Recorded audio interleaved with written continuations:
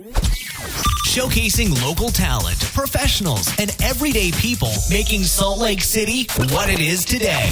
It's time for another episode of the I Am Salt Lake podcast. I want to welcome everybody out today to episode 319 of the I Am Salt Lake podcast. My name's Chris. And my name's Chrissy. Hey, this episode of the podcast is proudly sponsored by Five Wives Vodka, Market Source Real Estate, and Mountain Standard Time Marketing. We're going to tell you more about these awesome businesses here shortly. On today's episode of the podcast, we get to sit down and have an awesome conversation with professional wildlife photographer Rob Daugherty. We talk about his African wildlife tours he gives, his tours on Antelope Island, and he even shares a crazy story about being chased by a moose.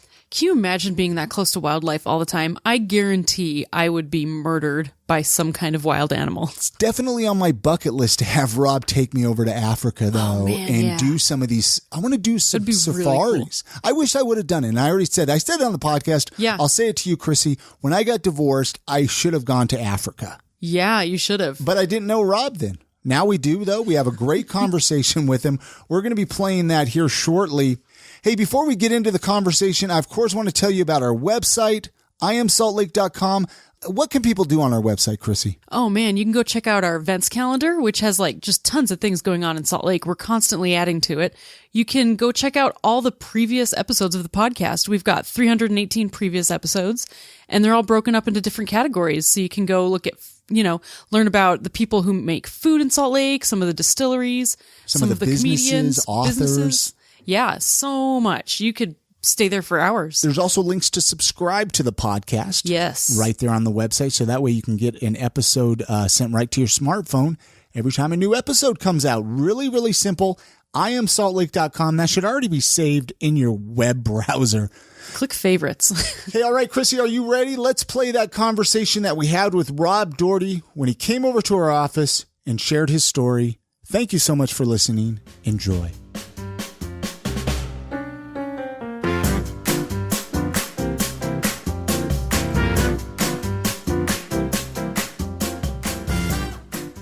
If you and I, say we met up at the bar and you had 30 seconds to tell me about yourself, what would you say? What would you say that you do? What would you say that you're about? Hobbies? I don't know. Just 30 seconds. What would you say? Fortunately, I'm living my dream. My passion is being out with animals, wildlife. And so, I get to make money at it, but it's, there's nothing. I could win the Powerball and I would still do this every day. Go out and be with animals and photograph them and just enjoy nature.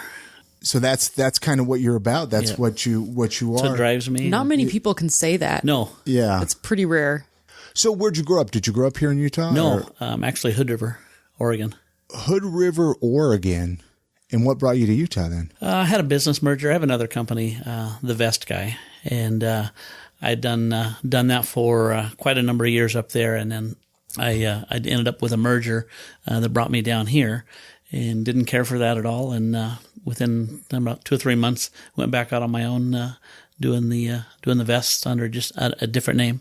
Which I'd like to get into on the recording, because we were looking at your website. These are great vests, and they seem to kind of go hand in hand with the photography. They do, yeah. That you're doing. Now, how long ago did you say you moved to Utah? I moved here in 2005. 2005. So he's been here for a minute. A while, yeah. Yeah, a little over a decade. What did you think of it when you first came here? What was your first initial thought of Utah? Or was it Salt Lake City that you came to right away? North Salt Lake. Yeah. What was your first initial thought? Certainly different than anything I'd grown up in, living in Hood River, and that's right next to Portland, Oregon. So it's, it was definitely different, little different pace, a little different mentality. So what kept you here? Because you came for the merger. I know that's a mean question, sounds like, but you came here for the merger, didn't care for it, branched out on your own, but you're still staying here. Yeah, and really the only thing that keeps me here is nature and the wildlife. Mm-hmm. Well, there would probably be a ton of, there's a lot in Oregon though too. Not as much. Not as much of the wildlife? I go back there a couple times a year, and we were up there in November and stuff, and it's just not the abundance that we have here. That you like, even prefer. Well, should we jump right into the photography? Because it seems like there's a lot we could talk about with photography. Yeah. when did you even get interested in photography? I mean, is it your whole life? Pretty much, but just real amateurish, point and shoot, just basic. So are you self-taught? Oh yeah. Oh, wow. Yeah. That's everything. impressive because your photography is really good. Thanks.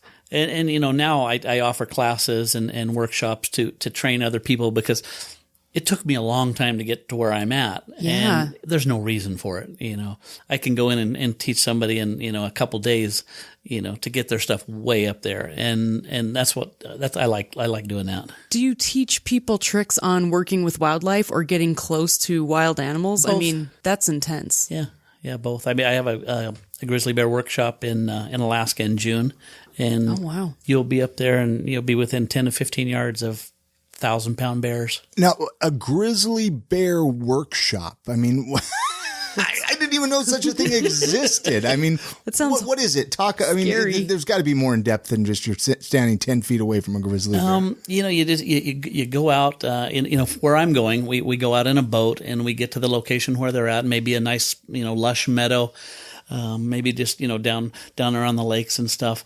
And you jump out of the boat and you go up and you just don't run up there. You kind of work your way in there and pretty soon they've accepted you because they've done it for generations. Just sure, many generations. The grizzly bears have. Yeah, technically they're brown bears.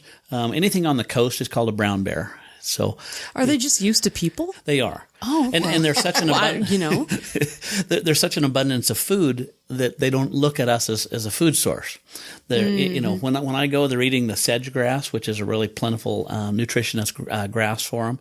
And after I leave, usually in August, there's a salmon run, and that's where they put, I think, about 50-60% of their weight on for going into hibernation. So they'll eat hundreds of pounds of salmon a day. So you're spending most of your summer up in Alaska then? I've done that. In 2016, I was a bear guide up there. So I took people out from around the world. They would, come into the lodge that everything you have to fly into. Everything's so remote. Have you ever had to tell people like calm down, slow down, don't get too close? I mean, that can be scary. Well, people are difficult sometimes, For the most part, people are really good. Oh, good. I just had one lady up there that she was, a little overexcited, but once she's seen how everybody else was acting with the bears and how close that they really came close that time. Oh, wow. But she did good. I've never had anybody take off and run and do anything stupid and stuff like that because they'll catch you like that. Have you ever been chased by a bear? I was bluff charged at 18 feet. And what is bluff charged? What does that mean? They'll test you out. Usually unless they're like defending their cubs or are protecting a food source, then they'll probably just nail you. But a bluff charge, they want to react, see how you're going to react. So this particular bear, it got pushed off by a really, really big bear. This one that did this was probably 700-800 pounds. That was chasing you.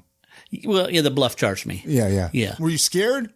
Oh yeah. I mean, what was going through your mind? I don't know. I mean, do you remember it all? Did you? Oh, I remember it well. Were you like, I'm going to die, or what? It really crossed my mind a few times because it like 60 yards, 40 yards, 30 yards. Well, about 30 yards, things changed. Sure. Because this bear's just walking along and everything's fine, and then the entire demeanor changed. The hair stood up. The eyes just changed. I mean, when you look into most bears, it's it's just whatever. They could really care less about you. But the bear's eyes changed. The whole demeanor just, stood up. And it got closer. And I'm yelling at the bear because being a bear guide, if I didn't have any clients, I would still go out there and be with them because that's what I enjoy. I'm out there by myself. There's nobody within 3 miles of where I'm at. So they react a little different when it's just you versus 4, 5, 6 people. Usually they'll just totally stay away from you. Do you carry a gun or weapons at all? I had bear spray, and bear spray. And it probably was like 20, 25 yards. I pulled it out, and I'm yelling. Usually you yell at a bear, they'll take off. Really? And I'm yelling loud. So you don't curl up into a ball? Oh, geez, no. Okay, that's what I always thought you do. Yeah. You curl up and play dead, right? Yeah. And then they go away? Do you remember the movie The Parent Trap when they had the 2 sticks and they tapped the sticks to keep the wild? Man. Wasn't that the wild bears they had to keep away? I don't know. I'm going to believe you. You know what this is reminding me of, though? What? It was on NPR that I was listening to. There's a town, I want to say it's in Minnesota. I might be way off, but they actually coexist with bears. The bears What? come into town and they come sleep in their beds with them? well, they walk around and hang out in people's yards, and the people feed them. And Yeah, there's a lot of black bears in Minnesota, and that could be. It was so interesting. What? Like they're not threatening at all because of the way that people know how to behave around them. Only you would find this I know. podcast, Chrissy. Well. And we're going to jump all over the place here, Rob. I could already tell this is going to be such a fascinating conversation just because I've never met somebody that's done what you're doing, and I think it's so awesome. Yeah. So a little bit more on the tours here. So I could hire you personally. Yep. And could it be a one-on-one tour? It could be, yeah. And we could go anywhere, or where, like, you have specialties. Yeah, Alaska is one, high up on the list because I'm just so familiar with it, and I just love it. Africa, we could go to Tanzania. I do trips there, and so you're out in the Serengeti and Ngorongoro National Park, just riding around in a Jeep and Land Cruiser or Land Rover, and do you take care of all of that part of yep, it? Or everything's taken care of. Once you get there, we fly over together. But once you arrive in Kilimanjaro, everything's taken care of. Your hotel, Really? the excursions. Just follow you. Yeah, Man. Yeah. Wow. The only thing that's not covered is the airfare to. I should have get there. done something like that after my divorce, man. Just You like totally should have. just gone in like an African safari. You give local tours too. I do. Yeah, I like to Antelope Island. Antelope Island, and the big one I do year round is the wild horses out in the West Desert. See, I've never done this, Chrissy. This is like this should be on one of the lists of things to do when you're visiting Salt Lake. Yep. Like this is stuff that people don't get out and actually do very often. So talk about the wild horses. They're just wild horses running around. They are. They've been here for a long time, and they're nobody feed. Well, you're not supposed to feed them. Some people do. They'll go up and feed them an apple or something, but you're not. You're supposed to stay like 100 feet away, and and sometimes the horses will approach you closer than that, and you just got to back away and just kind of respect them and stuff. But how many horses do you think there are? Hundreds? Yeah, I've been out there a lot of times and seen like 175, 200. Really? I don't think I've ever seen less than like 75. But they're, they'll move. They'll move over every day. Sometimes during the day we'll be out there, and they'll go 5-6 miles. Can you go catch one and keep it as a pet, or is that like against the law? That might be frowned upon. I don't know. I mean, are they like federally protected? Or? The BLM kind of regulates. Okay, that, I didn't know. Like hey, I got a horse. Now. Yeah, like is it a reserve area? No, where I mean it's just all It's open. just open land? They do try to get rid of them sometimes because they get too many. Sure. And sometimes they'll round them up, and some of them will die and stuff. I mean, they haven't done that. Fortunately, for a while out here, they'll dart them and sterilize the females, so they can't have any. And this is out on Antelope Island? No. This is out in the West Desert, past Tooele. Wow. Yeah, I didn't even realize there they were mate wild year horses. round. They fight year round. The stallions. They'll fight each other, trying to Wow. for breeding rights. Backing up a little bit on your photography, you said you've kind of been doing it your whole life. You said, right? Or Yeah, were you but taking like high school classes? Or? Just point and shoot. Everything I've done has all been self-taught. So, And what's your preferred film? Digital? I didn't do a whole lot of film. I did some, but I love digital because it's easier and faster to learn and a lot cheaper. Yeah. You don't have to take it down and get it developed, and a day or so later see what you got. Instantly you look down there and it's like, oh, okay, I need to adjust this setting or something like that. What do you think of like apps like Instagram, right? Where everybody automatically thinks, oh, I'm a photographer, right? They can get an app and it can make a picture look so amazing with all these filters and all of that. I mean, as a professional photographer, somebody who's as top notch as you are, what do you think of apps like Instagram? It has its purpose. Sure. Somebody that's not going to spend 10, 20, 30, 50 grand worth of, in camera gear. They don't want to lug it across, every time they go to, Italy or Ireland, wherever. They got their phone or the little point and shoot, and it's got its purpose. I mean, I post on Instagram all the time, but sure. It's after I've processed it, and then I'll upload it. I don't too often put just a raw image up. Usually I put my watermark on it and process it. Can we follow? What's your Instagram? Rob's Wildlife. Okay, Rob's Wildlife. Yep. To Same with follow, Facebook. Follow you on the Instagram. Go check out. I mean, seriously, and I'll put all the links for this at iamsaltlake.com. Even robswildlife.com. Easy to remember. Yeah. You can see all of your work. The pictures are, and you have your pictures up all over. I mean, people that like them, well, not all over, but I mean, in a lot of galleries, or no? I've had them a few places here in Utah. I'm in a gallery in Jackson Hole, but I'd love to get up in Park City. I'd love to have a few of my images up there. That'd be sweet. And do you sell prints at all? I do, yeah. And people can get those. Yep, they can buy them on the website. robswildlife.com. Back up just a little bit to the Instagram. Sorry, were you going to say something, Chrissy? Sorry. Oh, let's do Instagram. Well, no. I was curious. Do you take pictures at all with your phone, or is it all just your nice fancy camera? Actually, we'll take a fair amount of video with the iPhone. Not a lot of pictures, but the video, it's simple, it's high quality, 1080p. You have to check out my YouTube channel, again, Rob's Wildlife. And there's a video in there from Africa. It's 3 minutes, but 90% of it is shot either with an iPhone or a point and shoot. Really? And I mean, it looks total high end. You would never know that it wasn't done with a high end professional camera. So video, I like that. The quality of a picture coming out of a phone, you're just not going to be able to print it very big. I mean, the resolution's not quite the same. The quality, it's just not going to happen. But it's got its purposes. And when you have a camera as fancy as yours, right? Yeah. I mean, what is it? I mean, use it. I was going to ask like what kind of camera you have, but I probably wouldn't even know. I actually saw it was I read a little bit on your website. I don't know what exact kind, but you use Canon. I do, right? Yeah, Canon, and it's funny. The reason I got into that, I went to a Black Friday sale back in like 2007 or 8, and that's what was on sale. A Canon, yeah, and nowadays they're just neck and neck, Canon, Nikon, and they both have their advantages. Canon seems to be a little less expensive. The lenses are lighter and cheaper, but once you get into it, you're stuck.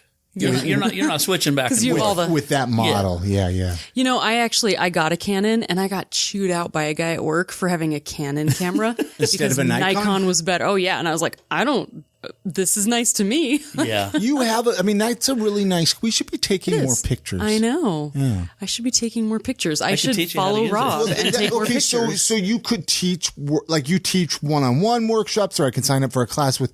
And again, I guess just go to your website, right? Yep. I do small group classes. Like at my office, we'll just do the cameras and stuff. But if you want to do the cameras and then go out and put it into practice at Antelope Island or with the horses, and then it's like, okay, remember we talked about this in class, and we need to do this setting because X, Y, Z. Mm-hmm. It helps the client a lot better putting it in practice right then and there, because a lot of it may be overwhelming and too much, but you get out there and you put it into practice and it's like, oh, okay, this is what he means why you got to have that shutter speed up and you got to have the ISO down and stuff like that. That's actually an amazing way to learn, because I tried to learn all that stuff and I don't think you can do it without really getting out there and practicing. No, you can't. I tried to learn online. I took a class at Salt Lake Community College. Horrible experience. Well, the teacher was pretty. Well, no, it really was. What a great recommendation. Well, no. I love photography, right? Like, I think it's great. I think it's fascinating. I've never been really good, but I enjoy it. So I said, let me take this night class. And this teacher was basically anything I wanted to take pictures of, he was putting down. He's more like, take pictures of flowers and stuff like that. And it's like, I wanted to get out and I like buildings and stuff like that, right? Everybody's different, you know, and you got to do what you love. Exactly. And so it just left a bad taste in my mouth. But I think I would like to take some classes from you. Yeah. If you could right now for the recording, for the podcast, if you could offer one tip to new photographers, is there a tip you would give, or is that kind of a hard? No, it's basically, if you're on a budget, then go with a better lens, because your inexpensive camera anymore, they're going to, from inexpensive to kind of middle of the road, they're going to do pretty much the same thing. But if you're on a budget, get a much better lens and go with a cheaper camera, and then, and take some lessons to figure out how to use it all. Going out and shooting on auto mode, the program mode that comes with it, it's like driving a Ferrari in, park or something. You're not getting all you can out of it. Really? So what do you think of like renting a camera? Oh, absolutely. There's plenty of places throughout, Utah that rent them. You can rent them online at a couple different places. And, that's kind of how I got going is when I discovered the bald eagles here in Utah, I was just like, oh my goodness, this was it for me. And so I got the camera and I got this lens off eBay that was like, I don't know, $100. And I thought, oh, this is going to give me what I'm seeing online. And, I went out and was like, wow, these are like little tiny dots and everybody else is getting full frame, pictures. So I went down to a local, camera shop and rented one for the day. And by the end of the day, I just walked in and said, I'll take one of those. Yeah. And, but I would have never known the quality of it, and the reach it was giving me. So it, absolutely rent different ones. And a lot of people, I've done this with lenses recently is I'll rent it and, that rental fee will go towards the purchase if I want to buy it. I just wasn't sure if like renting it, you wouldn't, I don't know. There's something about, having your own product in your hand. But there's something nice about trying them and seeing what you like. And, especially like you said, lenses, trying different lenses maybe and seeing what works best for you. That's a really good idea. A lot cheaper. Oh, yeah. we need to actually take a quick break really fast to play a message here from our sponsors. Okay. And then when we come back, we'll chat with Rob some more about his photography and his tours and all that good stuff. So hang tight. We'll be right back.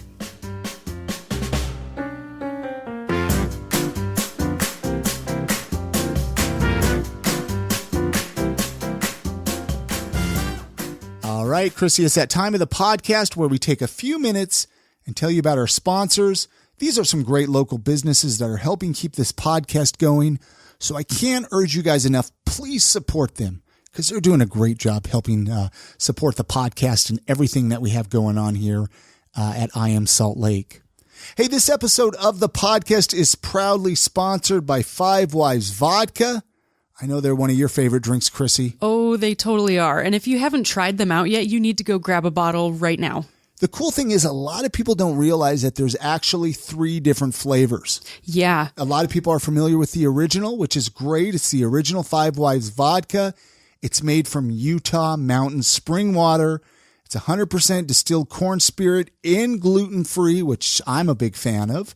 The spring is hidden up in beautiful Ogden Canyon. It's inaccessible by vehicle, so the water is hiked out 5 gallons at a time. What's really cool here is I actually follow one of the owners, Timothy Smith, on Facebook, and he's always posting pictures of him hiking the water out of the canyon. Isn't that so great? It's such an old tradition, amazing thing to keep doing. 5 gallons at a time. It's ridiculous. There's also the Five Wives Sinful, which is it's like a delicious cinnamon taste. Oh, but it's more like a cinnamon roll. Yeah, like that morning cinnamon roll. Yeah. And they actually, their third one is a vanilla. It's heavenly, Five Wives Heavenly. And oh my goodness, it is rich, buttery vanilla flavor. It doesn't coat your taste buds with sugar. And it has like less calories than other sugary vanilla vodkas. It's great in a Coke. Head on over to fivewivesvodka.com. This is a great website which is going to give you some great recipes and some great information about it. You can pick it up at any of the local DABCs, which is the local state liquor store, for those of you that aren't familiar with the terminology, DABC. Great vodka. Thank you so much, Five Wives Vodka, for sponsoring this episode of the podcast. This episode of the podcast is also sponsored by Mountain Standard Time Marketing. This is great, guys. Listen up. Mountain Standard Time Marketing is all about small businesses.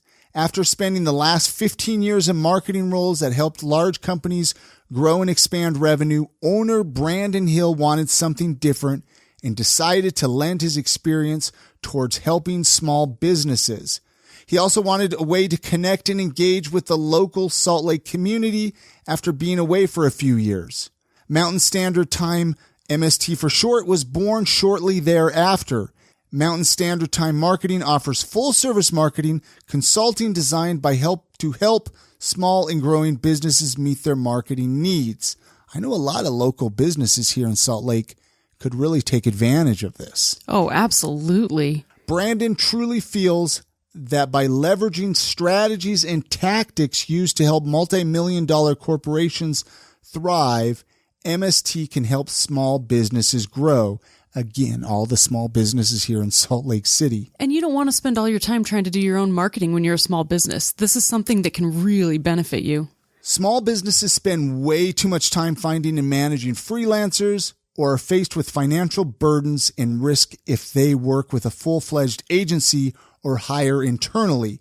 Let Mountain Standard Time Marketing do the work while you work more efficiently doing what you're good at, right? And what you enjoy. So head on over to their website. Their website's mstutah.com. That's where you can get in touch with Brandon right there from the website.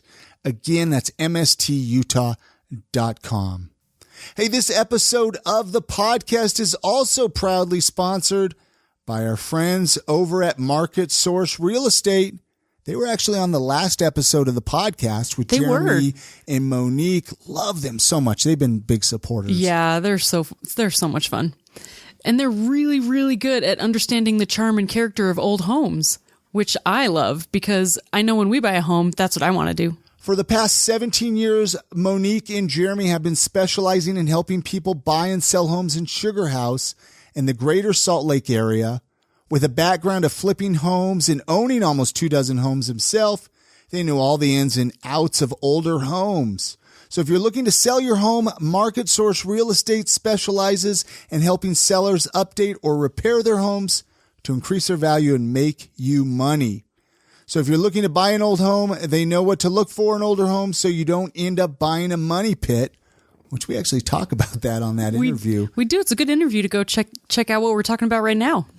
Again, their website, thinksaltlakecity.com, is where you can go find out more information about them or Market Source Real Estate, or give them a call, 801-811-1789.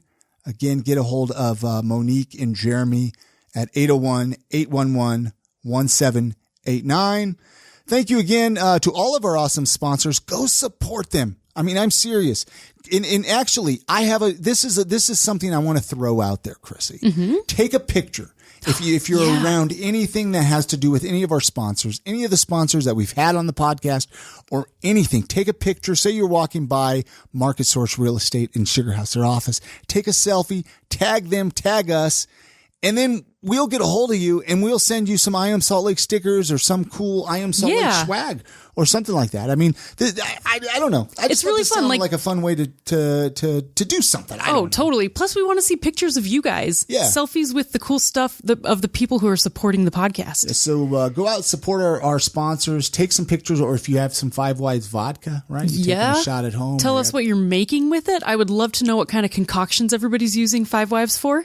So take a picture on social media, tag them, tag us, and we'll send you some cool I Am Salt Lake swag. Anyways, let's get back to that conversation that we had with Rob Daugherty as we find out what it's like to be a professional wildlife photographer. Thanks again, guys. Love you.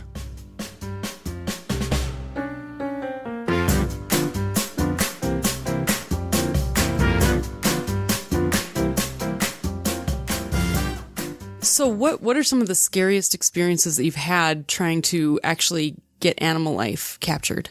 It would have been the bear when I was bear guiding up in Alaska. The one that just kept getting in closer and his demeanor just changed. And, you know, it 20 yards, I knew something was real serious. And I really wondered if that was going to be it right then and there, mainly because I was alone. But finally it got within 18 feet because I measured it after the bear left. But I am yelling, and it wasn't until I put my hands over my head and waved them and made myself bigger and yelled at the same time that discouraged the bear. He kind of like looked away and kind of looked at me as I didn't win, but he didn't want to pursue me. And, I had my bear spray out and I've never had to use it. I'm in their territory, and I should never be in a position that, I have to use it. Hopefully I never will, but that was the absolute closest, So the bear just walked away then? Or yeah. After he took a lunge at me at 18 feet. He just wanted to show you who was boss? Oh, yeah. Wow. Do you know what? And I wasn't arguing with him because Oh, yeah. No. I mean, how do you know when they're triggered to kind of come at you? You don't know. Yeah, I know. Well, I don't know. Usually, under normal circumstances, they'll pop their jaw. It'll just make a popping sound. You can see it and you can hear it for quite a distance. I've heard it at 100 yards before, and it's very distinctive. You'll never, ever forget it once you've heard it. This bear didn't do that. It wasn't until he got to about 20 yards did his hair stick up on his back and his face and eyes just changed. And it's like, I knew right then, it's like, okay, this is not good. And I immediately pulled out the bear spray and it, yelling. And I've yelled at a lot of bears and they just turn away and stuff, and never a problem. But this one had the adrenaline going.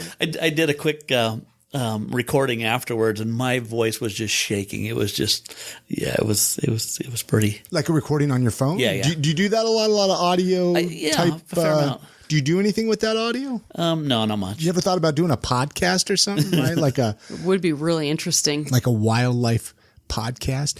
Now, is there a place you mentioned you've gone to, like Africa and Alaska? Is there somewhere that you would like to go that you haven't been yet? I've never been to Glacier National Park. Okay. I used to go to Yellowstone like 10 times a year. There's too many people. I don't really care for that scene anymore, just because people are putting themselves in really compromising positions with the animals, and the animal always loses.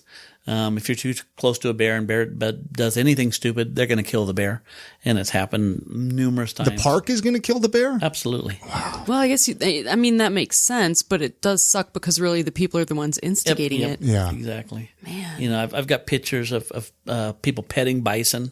Yeah, it's. You just, man. So I that's why I like Alaska. You don't see that type of behavior. It's almost like another country up there because you fly into remote locations, and people that are going to do that, they're not doing stupid things. Yeah. Mm-hmm. They're people who kind of are familiar with how to act around wildlife. Right. Do you like photography just of nature? You ever do like city photography at all? Just not your thing, huh? I've done a little bit. I've done some sports photography, like superbike championships, MMA fights, rodeos. I like shooting rodeos. That's a lot of fun. But I had a studio for a number of years. I don't like shooting people. It's just no fun. So somebody can't hire you for their wedding. No, I've done 2 weddings, and that's too many. If we release some cheetahs at the wedding, maybe. A wedding photographer would just seem like it would be so difficult. Like I felt so bad for our wedding photographer just because to try to get people. People are way more difficult to deal with. Oh yeah, I would say the bear never says, "Hey, look at my fur. It's all jacked up." No, no problem. But the models and the brides and stuff, and oh man, everybody's we're the worst. So is that what got you? How did you get started with your vests? Was it because of photography? No, just kind of the opposite. Okay. I was in law enforcement for 16 years up in Oregon, and out of that, I would go to the shooting range, and I would always forget something, and I have to go back and get it. And I thought, okay, if I had a vest or a bag or something to put all my stuff in, this would solve a lot of problems. So I made up a vest, and it turned out pretty good. Did you actually sew it? Like, my wife at the time did. Good on her. Yeah. And so I took it to a police supply house in Portland, Oregon, and I said, what do you guys think? They said, well, change these pockets and put this here and do this. And I said, okay. So 2 weeks later, I made those changes, went back in there, and kind of jokingly, but a little bit of serious, I held it up and I said, how many you want? He looks at me and says, I'll take 25. And that was my first order ever. So now here I am 27 years later. Were those hand sewn? You had to actually individually make the 25, or did you? Oh yeah, yeah. We burned up 3 Walmart sewing machines, just like that within the first couple of days, and we went and got a commercial, big industrial machine, and sewed them, and that was on the kitchen table. And then within a few months, I rented a small building and was there, and then I doubled that, and then I moved to a bigger spot, and So are you sewing those, making those here in Utah then? Yep. Everything's made in North Salt Lake. So I do police, military, emergency services, photography vests. Bulletproof vests? Everything but bulletproof. Everything. So a carrier so if you had body armor and you wanted a vest to go over it to have like a holster and your extra mag, stuff like that. Yes, that's what I do. And people can, I guess it's all mail order then? People can just order it from the website. Mm-hmm. Wow. Because we were looking at some of these on the website, and there's so many different ones. It's like, okay, but it makes sense because it goes. You probably wear the vest when you're out. Yep. When you're out taking. And there's never a time that I'll be out photographing and it's like, oh well, where'd you get that vest at? Or I shoot from a beanbag a lot if I'm in the car, and I've been out there numerous times and, get asked that, and I have some extra ones with me and I'll sell them right there on the spot. It works nice. Yeah. And you actually make like accessories for the camera too. I saw like what were they called? Camera fanny packs? So each of the photo vests have straps, just like camera slings, and so you can have one or two on you at a time and stuff like that. But okay, and ways just to put different lenses and accessories, filters, batteries, stuff like that. So now, what did you do in law enforcement? Were you like a police officer? A federal fisheries officer. A federal what is that? So basically, we had jurisdiction Oregon and Washington in 7 different counties and 152 miles of river.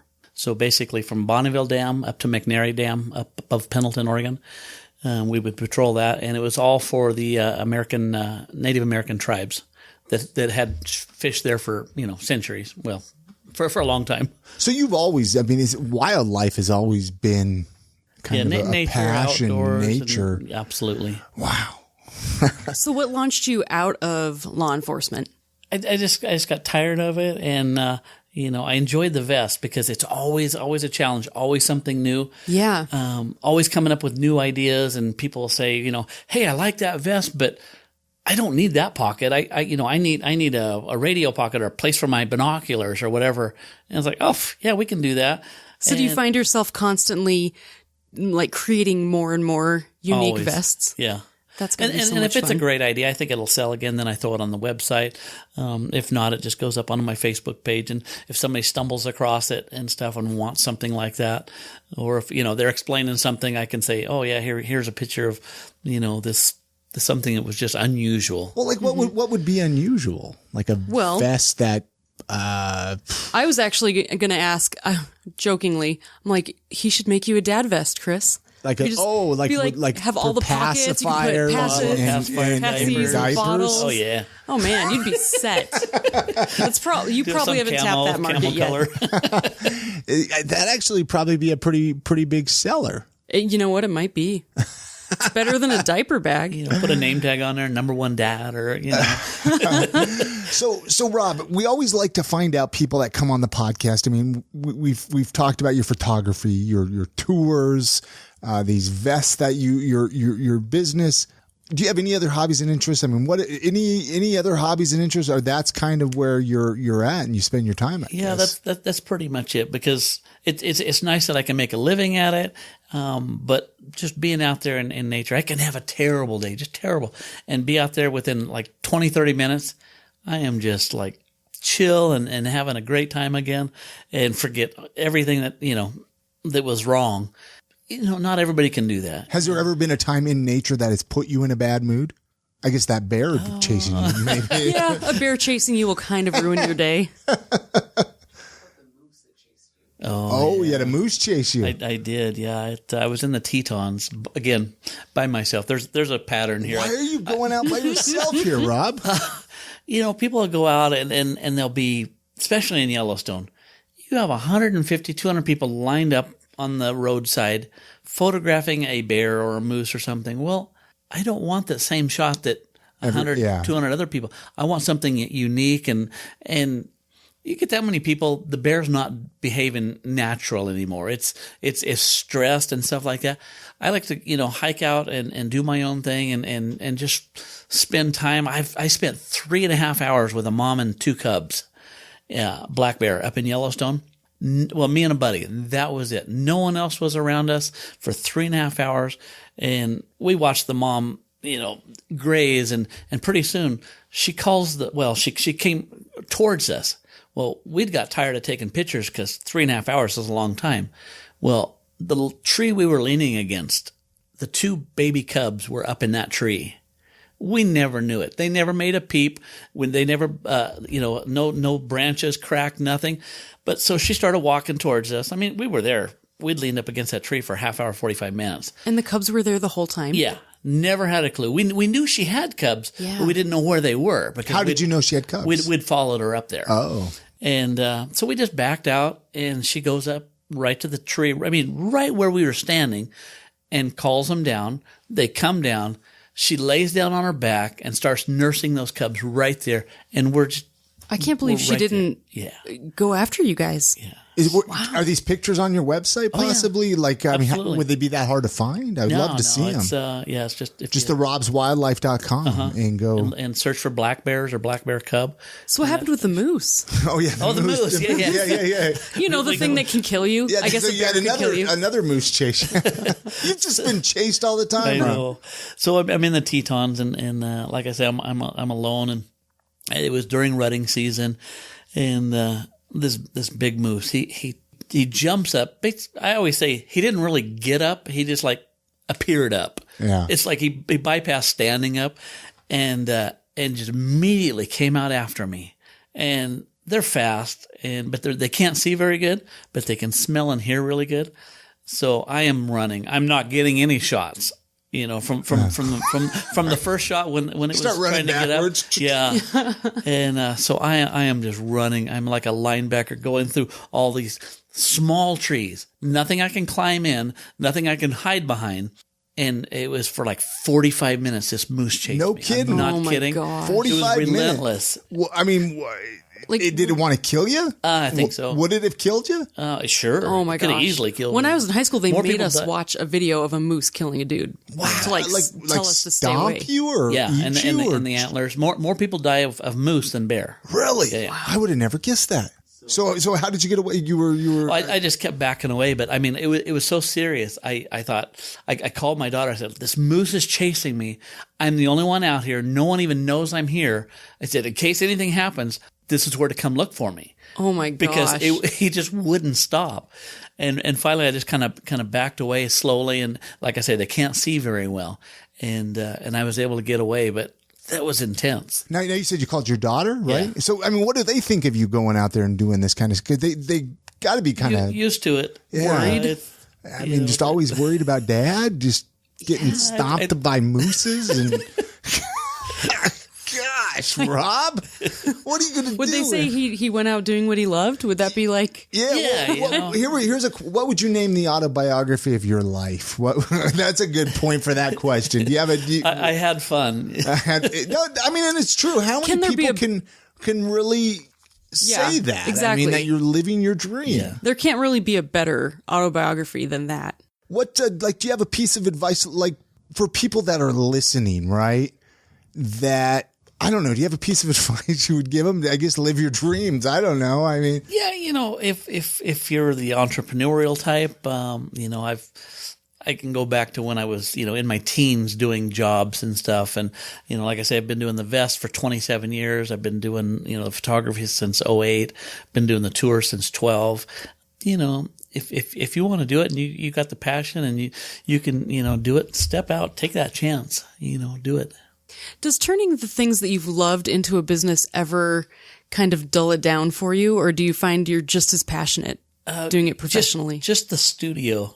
When I had the studio for about 4 years, pretty much it was a co-op studio and I kept it open for my buddies to come in and stuff. But it just got to be too much work and I couldn't stand photographing people. What is it about people that you don't like? They're just too picky and complain too much. They're people. Yeah. I mean, I guess an animal is not really going to complain. Oh, I'm too fat, or oh, my hair, or my eyes this, or my smile was this. Yeah, that's not me. Everyone's too self-critical. Yep. Oh, yeah, well, absolutely. And I mean, think about it when you look at photos of you. I mean, I know it is with me. And I mean, even doing a podcast, it took a while for me to get used to my voice on a podcast. Oh, my voice sounds so... If you could learn one random skill that you haven't learned yet, is there something that you would like to learn?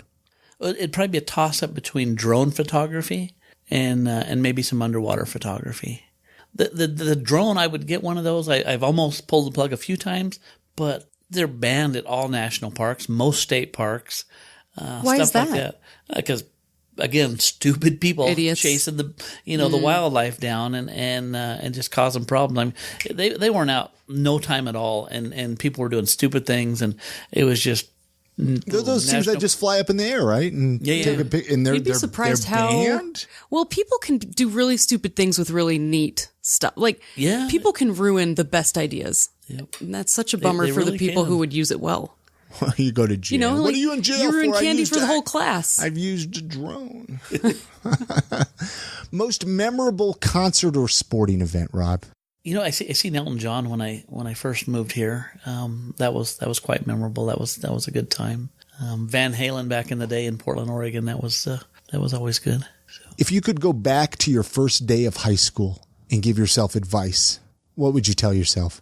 Probably go get a camera, because I just didn't figure this out until I was 45. Really? Oh, really? Yeah. That's when you started? Yeah. It was 2008 when I got serious about it, but I mean, I didn't realize I could do this, that I had the talent and skills to do any of this. I never knew. And, I would have loved to have spent my whole life doing this, instead of. But maybe you would have got burned out of it. Yeah. Well, how did you discover that though? Well, basically just, when I got that camera and went out to Farmington Bay to photograph the eagles, we used to get like 400 bald eagles that would migrate through here every year, and they would stop at Farmington Bay on their way back up to Alaska. And eagles have always fascinated me. We used to have them on the Columbia River up in Oregon and stuff, and just, oh my goodness, they were always, just the bird. And when I seen that they were this close, I mean, they was 10 minutes from my house.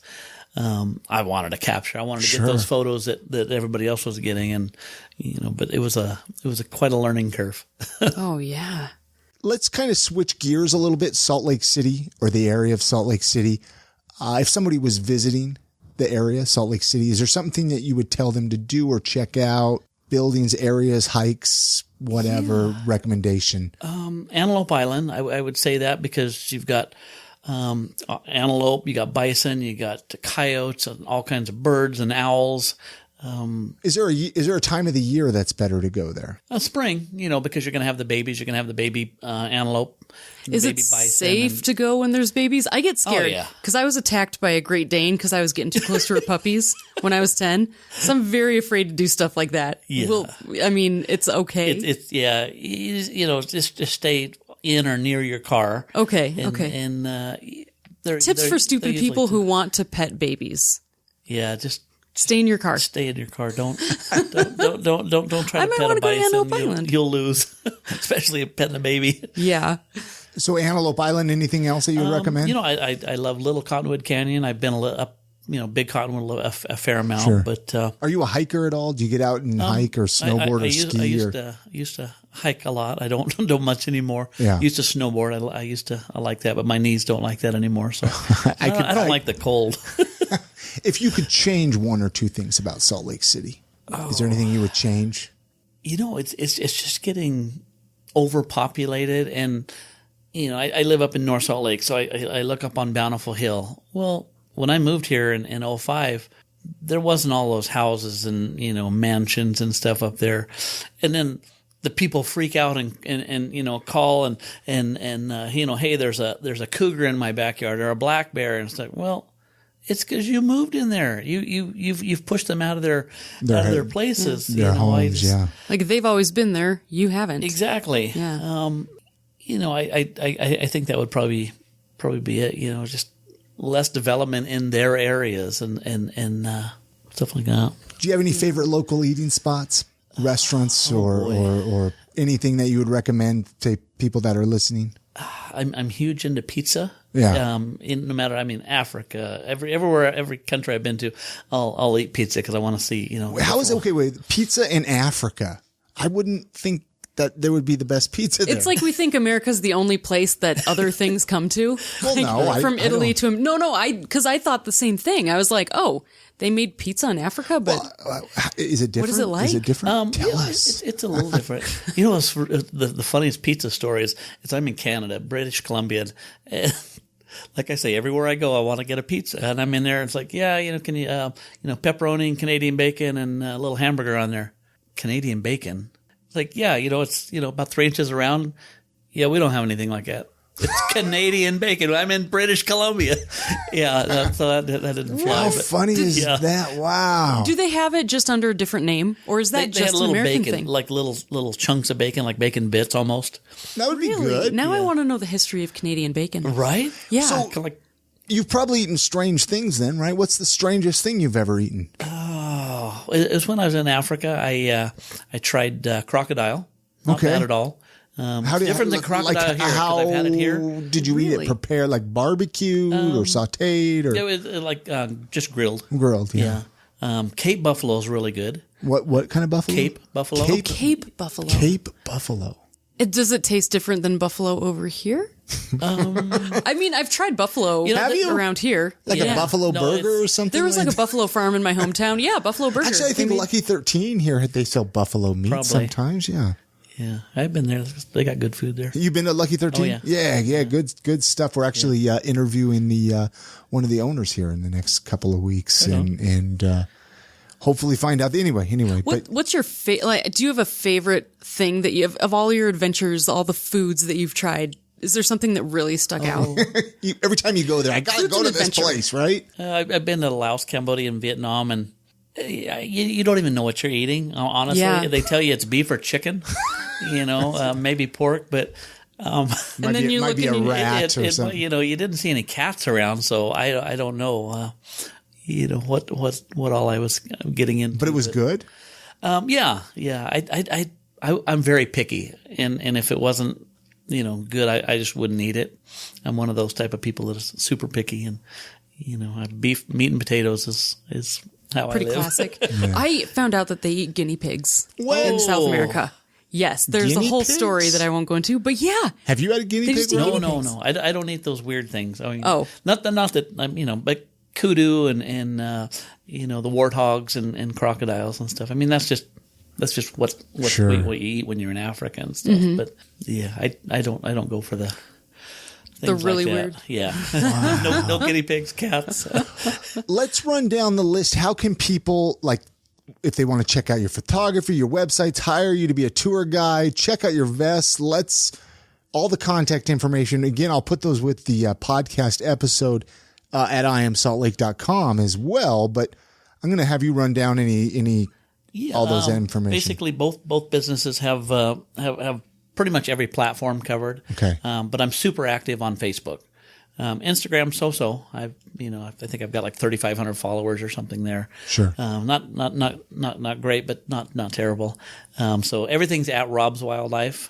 Twitter, Instagram, YouTube, and then same for the Vest Guy. So Facebook. It's just the Vest Guy. Yeah, the Vest Guy. Thevestguy.com. Yeah, Go so- check out, even if you're not in the market for a vest. I mean, there are some cool vests on there. You can get lost looking at all the vests. They're really neat and they're really well made. I back everything lifetime warranty, and my name's on there, so it's got to be quality. And Anything else you want to ask him before we let him go, Chrissy? Well, what do you think the biggest misconception about Salt Lake is? I'm not sure that there is a misconception. See, especially coming from Oregon.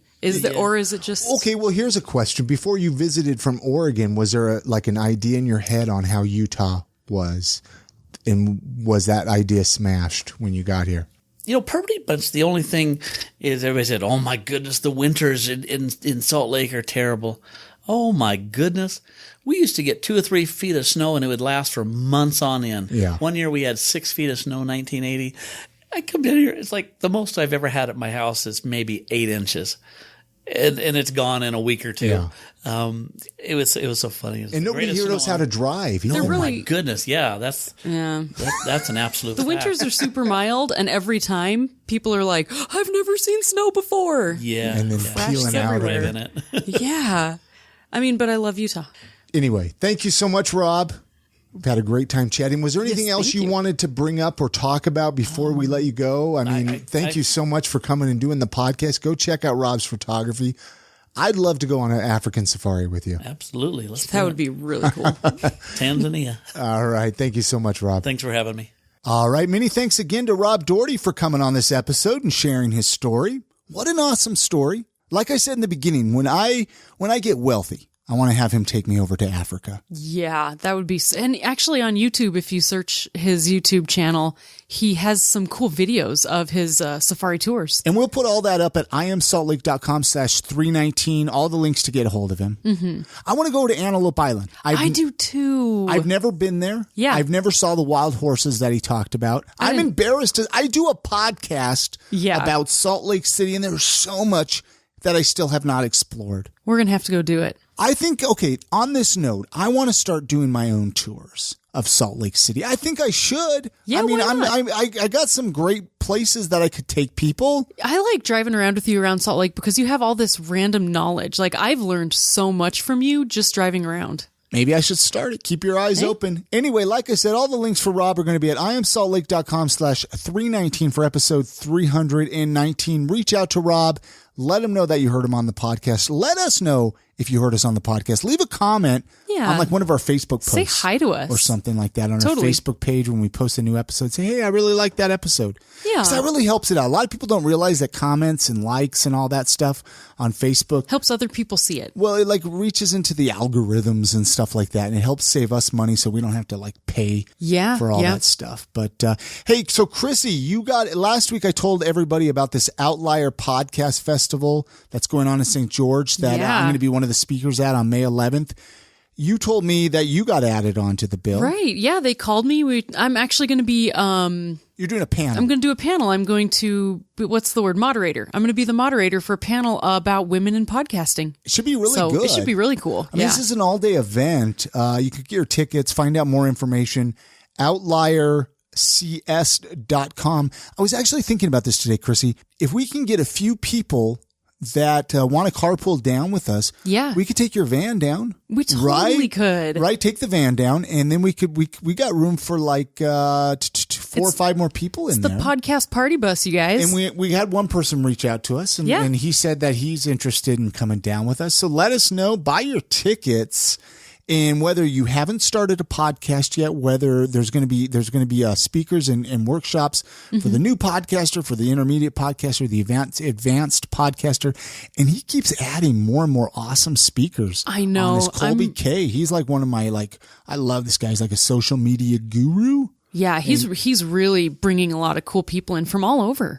Hey, speaking of podcasting, don't forget you can get a free month of podcast hosting at Libsyn.com by using our promo code Salt Lake, one word, SALTLAKE. You get 1 month of free podcast hosting at Libsyn.com. That's where we host this podcast. Sure is. Hey, it's the first Sunday, the first episode of the month, which we take a few minutes and give some love to our Patreon supporters. These are like the ground level army of the podcast. We love these guys. These are the people that say, hey, you know what, $1 or $2 or $5 or $10. We realize doing this podcast, people think we're rolling in the money here. We are far That's funny. We are far from rolling in the money. I mean, equipment's going out. We got to keep the lights on, traveling expenses, all the stuff. But we're rich in friendship. We're rich in friendship. Patreon.com/IamSaltLake. It's spelled patreon.com/IamSaltLake will take you to our Patreon page. Let's run down this list here. I'm going to run down this list here, Chrissy. These are some magnificent people that I want to give some love to. Oh, yeah. And tell them thank you for sponsoring or not sponsor, being a Patreon supporter. Technically, they are sponsors too. Yeah, they are too. John Miller, he's been a Patreon supporter for a long time now. Great guy. Ryan Prince, he's been another longtime Patreon supporter. Riley Padilla, Zach Shutt, Brandon Hill from the Mountain Standard Time Marketing. Hey, he's a sponsor on this episode. And he's a Patreon supporter. And we're going to be telling you, we did tell you about him, Mountain Standard Time Marketing, Will Dugdale, and Jared Aguilar, Brittany Hemingway, Jeff Hadfield, Michael Beck, Eric tomorrow from The Mediocre Show. Great show. John and Nikki from over in New Zealand, they've been longtime supporters of the podcast as well. 3 Irons SLC, great individuals as well, doing some really awesome things here in Salt Lake City. Alex Santee, Alan Martindale, Sana, Dirt in Your Skirt podcast. She's got a great show as well. Christopher Heiser, Jay Chambers, all of those awesome individuals that are helping out with the podcast. And for those of you that are unfamiliar with Patreon, it's like an ongoing Kickstarter. Yeah. Basically, it's like saying $1 or $2 every month. If you do want to make a one-time donation, though, there is a donate button at I Am Salt Lake as well. Right. You can easily donate via PayPal. Yeah, $5 or $10. And I'm serious. This podcast can use all the help that people want to give.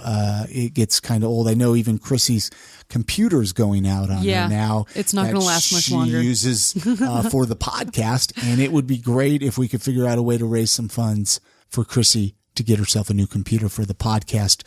So again, IamSaltLake.com. There is a PayPal button on there if you want to donate. And I just really thank you guys so much. We see you and we appreciate everything that you do for us. Yeah, she's not just saying that. I didn't hold her to that. There's no gun to my head. That's going to do it for this episode of the podcast. Many thanks again to our show sponsors for this episode. 5 Wise Vodka, which you can find at 5wisevodka.com. Market Source Real Estate, which you can find at thinksaltlakecity.com. And Mountain Standard Time Marketing, which you can find at mstutah.com. Don't forget to connect with us and join our Facebook group. You can find that by going to iamsaltlake.com/group. This is going to forward you to the Facebook group, which we have almost 500 people in this group. It's getting really, really active. People that love Salt Lake City, people that love the podcast. We're posting events, things going on. It's getting really fun with all the new people in there. Head on over iamsaltlake.com/group. You all have a great week. Get out and enjoy the city, support local, and we'll see you on the next episode. Good night, Grammy.